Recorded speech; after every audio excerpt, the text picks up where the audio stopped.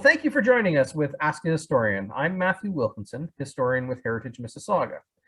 Please follow us. Stay tuned to all the heritage happenings with Heritage Mississauga. Like and subscribe, and send in your questions each and every week as we explore the stories of the city of Mississauga.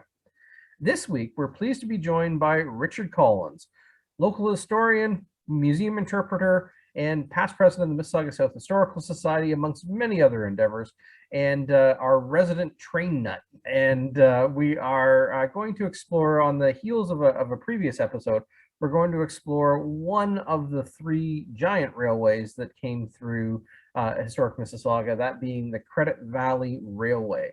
And it's the line that runs kind of through, diagonally through the center of the city of Mississauga, passing through Cooksville and up through Streetsville and beyond. And it is kind of the third of the three giants, the last of the three major railways to intersect and cross through historic Mississauga. And as the name Credit Valley Railway might suggest, it traversed large portions of the Credit Valley. So thank you, Richard, for joining us and for sharing your knowledge and, frankly, your incredible passion for things that run on rails. I love trains. Don't know why I do. In general terms, how did the Credit Valley Railway come to be? What that we already had? So let's paint the picture. There were already two railways in Mississauga, or through Mississauga. We had the Great Western to the south, running parallel to Lakeshore Road, and diagonally up through the Malton area, we had the Grand Trunk. They are later destined to become part of the CN family in time. But what's the story of the Credit Valley, the Johnny-come-lately to the three? Well, it's just I was in need for another railway. Streetsville was without a railway, as was Cooksville, Dixie, all these areas there, and everyone, particularly Streetsville, because it was quite a well-established village at the time. There were factories, brickworks, businesses that could really benefit from a railway, and there wasn't one. And so that was one of the impetuses for getting the Credit Valley through Mississauga. But it was part of a bigger railway that was intended to go from the Toronto area and a connection to the west, to Western Ontario, and then connecting the railway lines into Western Canada and the Western US, so that this area could ship goods from all over Canada. So it was intended to be a regional railway. It's just that it was particularly to the benefit of Streetsville that it could get itself its own railway. And so that was, and there was a big gap. You had the Great Western to the south, to the extreme south, and the Grand Trunk to the extreme north of what is now Mississauga. But at the time, there was nothing right through the middle. And so this company was formed mostly by the Gooderham family. You might recognize they were the whiskey distillers of the time, but a very affluent family. They were pretty much the owners of the Bank of Upper Canada, which is no longer around. It's actually part of BMO now. And yeah, they just wanted to build a railway to compete with the Grand Trunk. Right.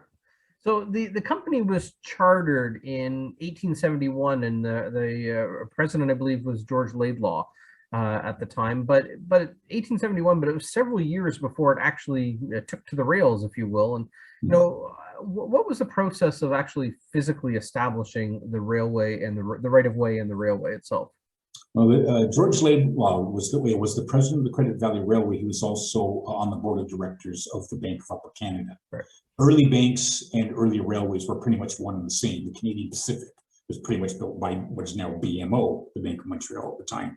You needed money to build railways. And so, yeah, the charter in 1871, but the first thing to do was raise money. Railways are hugely expensive. You think of what it costs even nowadays to build a house. You have to buy a property. You have to have plans. You have to put up a building. We're talking one property. This is a railway, something that's literally like 10,000 properties, where you have to have continuous miles and miles and miles of line. You have to find the property. You have to survey to go around the hills and over valleys. You want to get as close to many big towns as you can, but sometimes that can be difficult if there's already existing development. So it's just a huge project even then to build a railway. And so that's why, even though it was chartered in 1871, the line wasn't completed till 1879. Just a lot of work to build a railway. And I remember reading somewhere that's one of the reasons why when we view railways kind of close up and crossing them, they appear to be these straight lines. But when you see them from an aerial image, for example, there's quite a lot of curves and Yeah. very little straight. And a lot of that has to do with the properties that were required for a railway to pass through. They'd acquire a right of way through a property. Well, not every property was willing to allow, and so it was a patchwork, right? Like this idea of connecting lots to create this right of way. Yeah. Railways don't like curves and they don't like hills. One reason why trains are so efficient even today, which is why we're kind of in a renaissance in the 21st century, is because they're steel wheels on steel rails, very low friction. That means they're very energy efficient, but it also means because they're slippery, in a sense, soft, or not soft, but smooth rails on smooth wheels, is when you get up a little bit of a hill, even 1 or 2 degrees, which would something you barely break a sweat if you're riding a bicycle. And that can be torturous for a train to get up a hill like that. You need a lot of power because you're losing a lot of it. So railways, if they can avoid going up hills, they will blow hills out of the way. They will dynamite them out of existence. And you don't want to be going down into valleys and back up. It's much more reasonable for the expense to build bridges and lots of bridges. Right. So yeah, they don't like having to go up hills, and they don't like curves because curves tend to slow things down. Again, the example of riding a bike. When you're riding a bike, you kind of tilt into your bike ride. Well, when trains do that, they have the tendency to tip over, especially if you're going very fast. And so avoiding curves, avoiding the pressure the lateral pressure that trains push on rails, a lot of more rail wear. So when you're building these railways, you're trying to find as straight a path as you can. One good example, another Great Western, the real Great Western, even though I'm a proud Canadian and Mississaugan, the real Great Western was a railway in the UK, built in the 1830s by an engineer by the name of, I love his name, Isambard Kingdom Brunel. What a great name. And he was noted for building a line from London to Birmingham. You look even today, it's practically a straight line from Paddington Station to Birmingham, England, where if there were hills, they just got blown out of the way and valleys were bridged over. He was notorious for for these huge engineering feats, but he was typical of the Victorian era. In fact, if you ever watched the old opening ceremonies of the 2012 games in London, and they're talking about all these great people in British history, you think of Darwin and Newton and things like that. The one person that they used as their quintessential example of British get it done kind of attitude was Brunel. They used him as an example. If you remember that, and what was Kenneth Branagh? Yeah. Famous actor, he was playing the part of Brunel. That's how important these people consider Brunel to be part of British history. That get it done Victorian attitude, and you needed that when you were building railways, even in Canada. It was not for the faint of heart, unless you were willing to lose tens of, or in today's money, close to millions of dollars. Yeah, you can invest in railways, because that's why it was usually banks that did it. And like the infrastructure needed, you're not dealing with just tracks on the ground, but that crossing ravines and rivers and whatnot. The bridges alone must have been an astronomical cost. I'm picturing the Credit Valley Bridge over the Credit River, which is a vast expanse. Yeah. When you think the name of your railway is Credit Valley, right away you realize you got a problem. You have the word valley in the name of your railway. Although a lot of it's flatland when you got past the Credit Valley itself. So even though the railway is called the Credit Valley Railway, that was only the eastern end of the line that intended to get to St. Thomas, Ontario, so London, and a connection to some American lines there. And so you got some flatland further west as you're heading towards Woodstock and Ingersoll, other towns that are along the same railway line today. I want to come back to the route, but let's kind of look at it chronologically in a sense. The opening of the railway, festivities held, and I believe it was New Toronto, wasn't it? The opening. Where was the? Well, there was openings. Actually, the most formal opening was in Streetsville. Really? Okay. Yeah, I remember the date, May 10th, 1879. Because it was kind of a tragic day for one of the investors. But yes, Streetsville was they built as far as Milton in 1879. It took them until early in 1880 to get the rest of the way to St. Thomas. But that was enough to get trains running and start moving things around. And the reason Streetsville was chosen over Toronto is because of the main investor with the Bank of Upper Canada was one of the Goodrums, in this case, James Goodrum, who lived in Streetsville. A lot of Goodrums in Mississauga. Some of them were running the mills up in Meadowvale at the time. because they had the big distilleries downtown Toronto, but they needed all the grain and the barley that was being grown in farms in Mississauga. There were Gooderhams down in Clarkson that were running the newer farm, believe it, at that time. All the grain that was being produced was being fed to cows, and the cows were then butchered for meat. And then what they pooped out was then used for manure, which could be sold, which is why the Gooderhams were so wealthy, because they took even the waste products of whiskey distilling and used the waste products to make even more money. And so that they were all over the place. But for one reason, James was kind of seemed like the black sheep of the family. He just wanted to be a small businessman. He opened up a store in Streetsville and had a nice house, which is still standing on Main Street, not on Queen Street, but the actual street called Main Street. And yeah, so he was a big investor. Let's get a railway here because Streetsville could really use it. And so since he was the one who planned the grand opening, because he was the major investor, or at least he was the representative for the Gooderham family's bank, which was the Bank of Upper Canada, he said, let's hold it kind of not so much a last spike event, but a first day for the first train run, and we'll all meet at Streetsville Junction in particular, which we talked about in the previous Ask an Historian, and that's where they held the grand opening event on May 10th, 1879. But I remember the date so well because after the ceremony, they all decided to get back on a train and head back into Toronto because all the great hotels were in Toronto.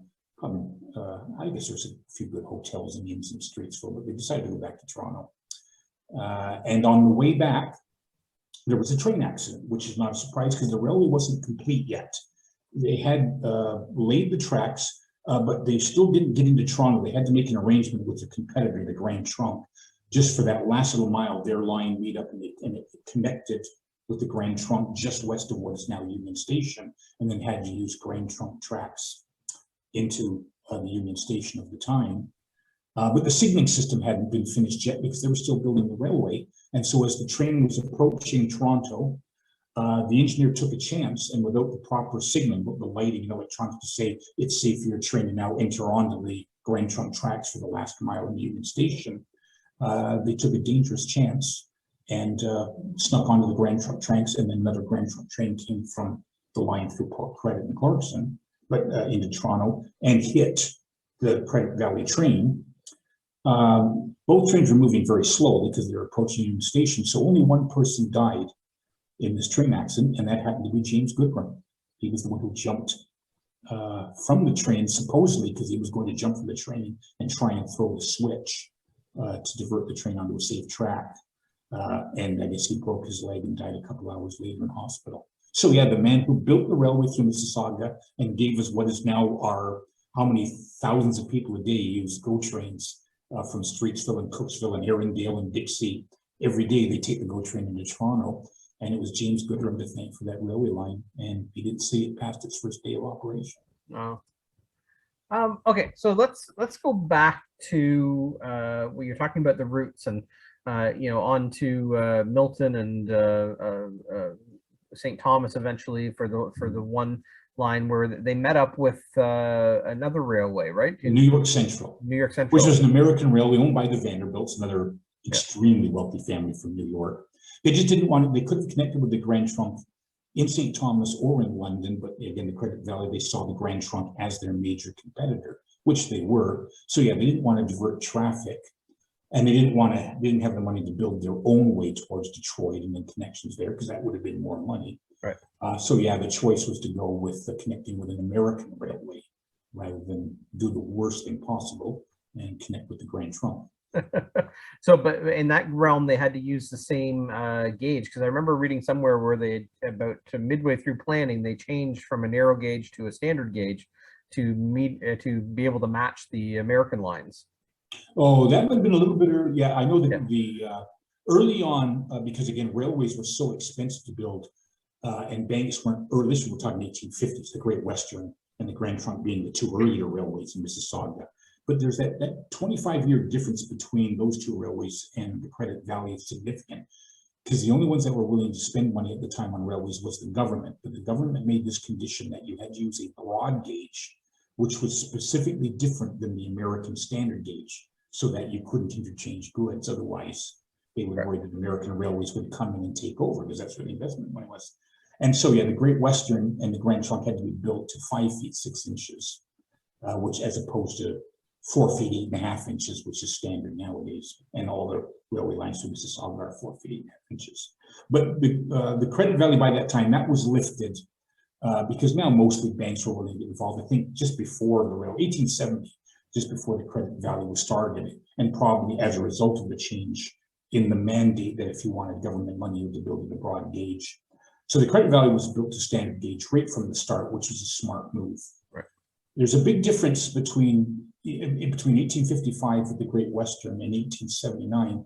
In that 24-year period, a lot of technological changes that made the credit value a much more modern railway than the Great Western and the Grand Trunk year of the railways. They were all, they started out with wood fueled trains that burned wood. There wasn't a lot of coal around when the credit value started in 1879. Everything was all modern coal. Everything was being built out of steel. The rails were steel. The locomotives were steel. Whereas the old Great Western, the Grand Trunk, yeah, they were still using old iron. Yeah. Iron wasn't very durable. The rails broke after a couple of years. They were very fragile, particularly in cold winters. Steel much more durable. So yeah, by the time, maybe that was one advantage to straight filling, being almost a generation later than Port Credit and Moulton in getting a railway. But the advantage was when they finally got a railway, they got a much more modern railway, modern for the time. So it was standard gauge right from the start, which was probably why the railway got built in the first place. So the route itself, we made reference to, you know, one branch ending through going through Milton into eventually St. Thomas, but in Streetsville there's a junction, and we talked about that a couple of weeks ago. But you know, Credit Valley also, I guess, traversed up the Credit Valley. And that was the real Credit Valley. Up the so where did the lines go? We understand from just inside Toronto through to Streetsville, but at Streetsville it splits into two. Where did those lines go? From Streetsville. Well, the main line, even if you get on Google nowadays and just type the Go Milton line, when you see that on the map, that's the Credit Valley. So it goes as far as, I mean, the GO trains go as far as Milton. After that, I say it continued through Woodstock, Ingersoll, through Galt at the Cambridge, but Galt at the time. And yeah, again, eventually ended up in St. Thomas. But the one that I guess that's more important to was, because it stayed almost entirely in Peel County, was the line that veered off to the right as the GO just north of Britannia Road. And that's the one that went through Caledon, through the Forks of the Credit, through Alton, Inglewood, and then eventually ended up in Orangeville.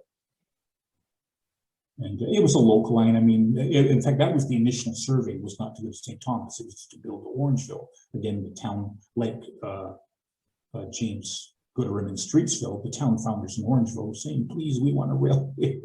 Would you please build a railway for us? And so a lot of towns issued bonds, which means that the municipality itself was willing to put money into the railway. And since Orangeville ponied up the money to have the line built, that's where the investors put the railway line through.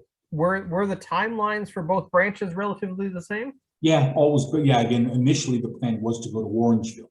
Okay. So once they got to Streetsville, in the 1875 to 1879, they were building both the line to Orangeville and the line to St. Thomas at the same time. So when they had the grand opening, even though the lines were only complete as far as Milton, I guess they got to Orangeville at that point.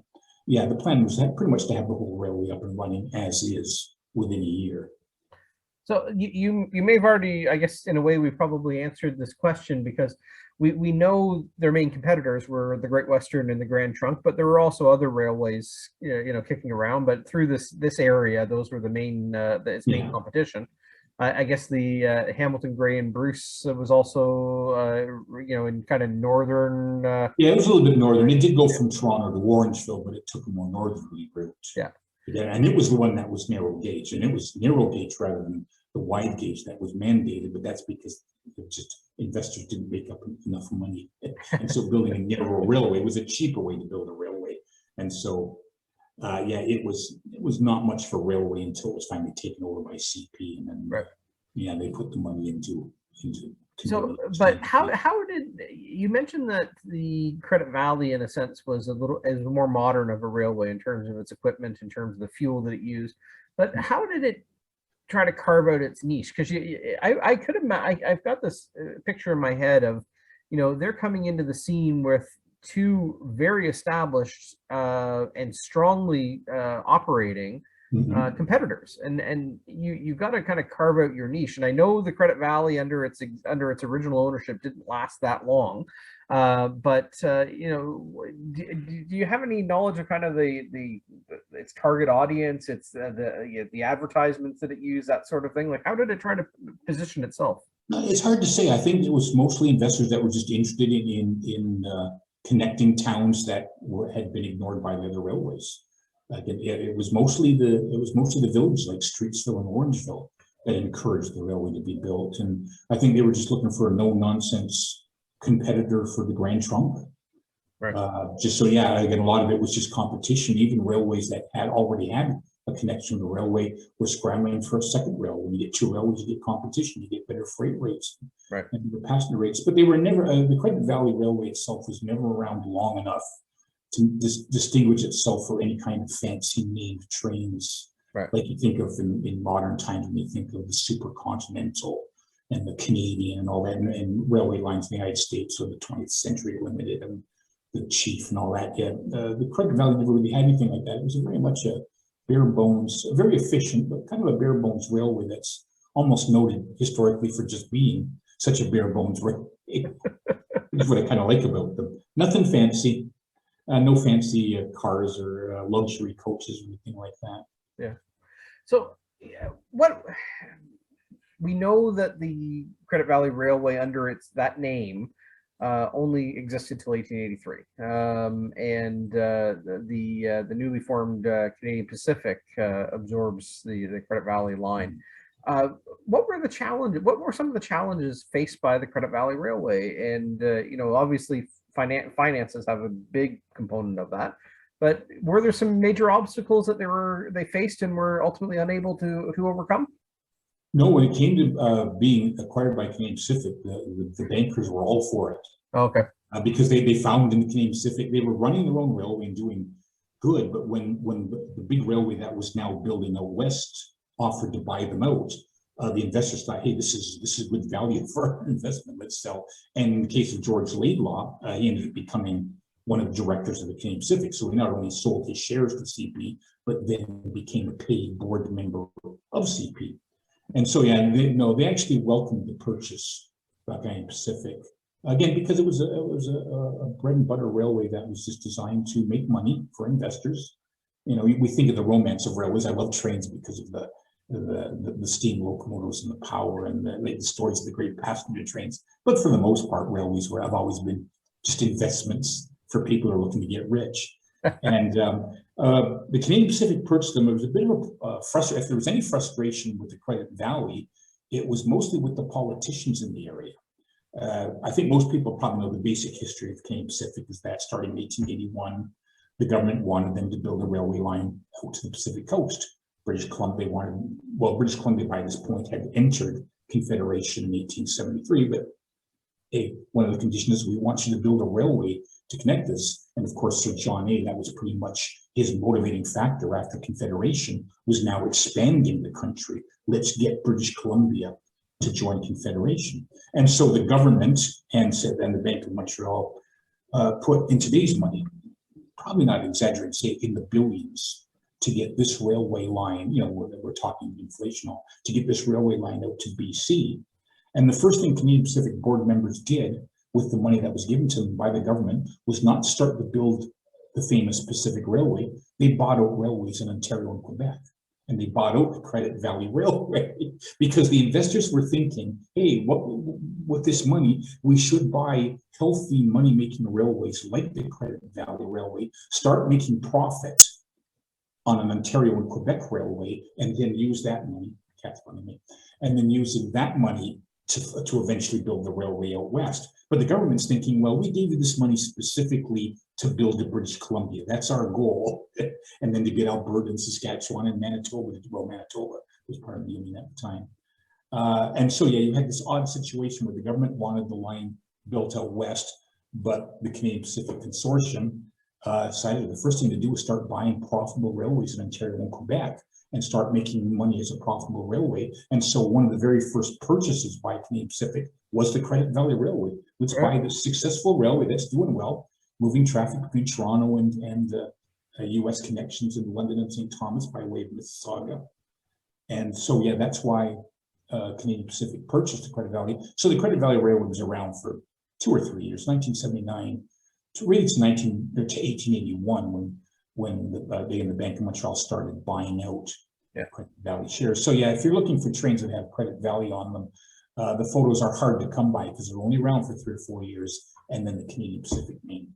Well, for those who want to explore it, though, of course, is the phenomenal book in 1974 by James Philby called Credit Valley Railway, The Third Giant, and does explore the story of the Credit Valley. We were talking a little bit earlier that it might be time for an updated version of this, but it's a really good book, but they say it's 1974, so lots has happened to that railway line since then. But yeah, it is a very informative history of the men that built the railway. And we know from, when railways are laid down, very, sometimes they become recreational trails in time, I guess, but very seldom do railways ever disappear from the landscape. And the Credit Valley has not disappeared from the landscape. In fact, the right of way that was I guess pulled together by Gooderham and Laidlaw, it still exists through Mississauga, still has a railway on it, and the Mississauga train derailment in 1979 occurred on the old Credit Valley right of way.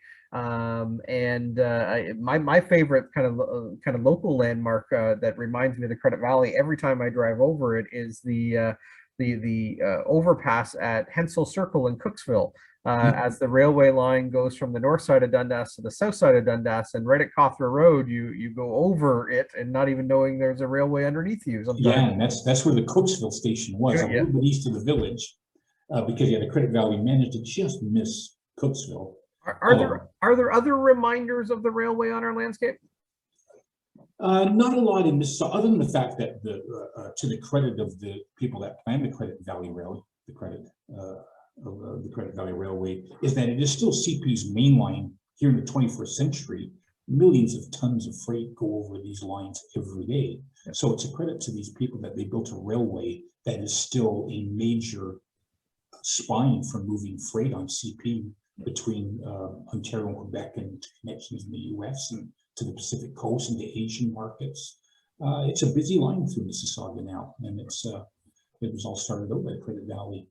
So yes, as you mentioned, it's pretty much a fully intact railway, which is rare because a lot of these early railways, there's a lot of railway mania in the 1870s and 1880s, and a lot of investors, again, just looking for get-rich-quick schemes, invested in a lot of railways that eventually were abandoned, and you barely find them on the landscape anymore. But no, the Credit Valley, pretty much where the steam trains ran 100 years ago, there's diesels running every day, 3-track mainline in some cases, and GO trains. And up the branch that goes to Orangeville is now owned by Brampton and Orangeville, and runs the Credit Valley Explorer as well as local freight between those. So that exists as well too. One of the most scenic routes of the railway ever takes. Yeah, it's a beautiful railway. I think if you're ever looking for scenic, and there used to be passenger service. Again, the Credit Valley was running passenger trains, and then CP was running them up until 1970. Streetsville lost rail service in 1970 and then didn't get it back until 1983 when GO train service started. And you have also the surviving Streetsville Junction train station, which was moved, but survives today in Streetsville as one of those reminder landmarks of this railway mania era. One of the great buildings in Streetsville. If you get the street, and it's just a block or so off of Queen Street. So on William Street, it's someone's residence, I guess, nowadays.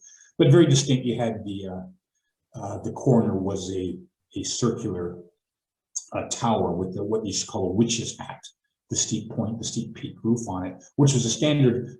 Canadian Pacific used them all over Canada, but they were originally a Credit Valley design. It was Credit Valley that first used that design, and when CP took over, I guess their engineers thought, hey, this Credit Valley station design with the witch's hat, kind of a unique idea. And so oddly enough, now that you mentioned it, I didn't even think of that, is that there are a few surviving railway stations, even into Western Canada, that have that where the corner is the old conical tower with this, with the witch's hat peak on it. Yeah, that were originally Credit Valley designed stations. And they were designed, I always say that the railways and railway stations were always designed not necessarily for the artistic flair as much as for the functionality.